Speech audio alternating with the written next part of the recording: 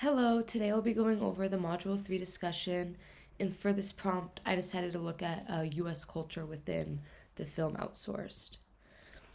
The first one is power distance, and power distance basically refers to how people are treated. Basically, this is saying, like, does a boss think that he's better than his employers, or is everybody, like, on an equal playing field?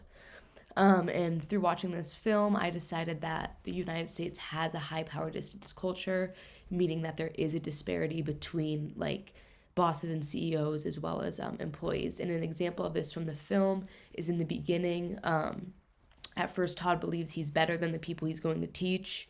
And above Todd, Todd's boss believes that he's better than Todd. And you can clearly see there's very much like a respect difference and a big power difference between different positions in the company. And then individualism versus collectivism. This one is kind of self-explanatory based on the title, but individualism is like individuals are valued like on an individual level, and then collectivism is the entire group is valued. So you want the whole group to succeed at once, kind of.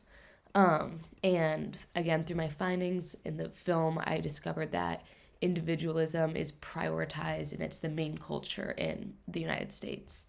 An example of this is in the opening scene, everybody gets fired except for Todd. So in that sense, Todd's well-being is prioritized, but the entire collective of the employees working there are not prioritized, and that extends to other parts of United States culture as well. It's not just within the workspace. And then uncertainty avoidance versus acceptance.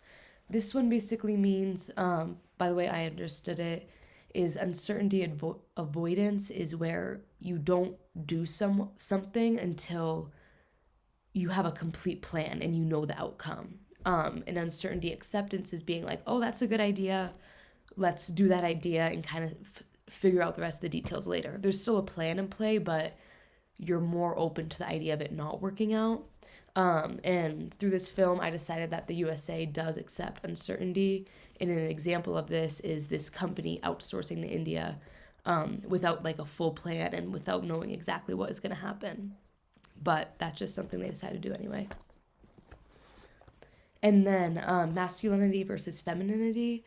When researching these terms, a masculine culture focuses more on performance and achievement versus femininity culture focuses more on values, families, connections, more of how you feel versus like what you're doing in society. And I thought that the United States is a part of masculine culture, like the hustle culture especially too. Like I feel like the United States is a very masculine culture.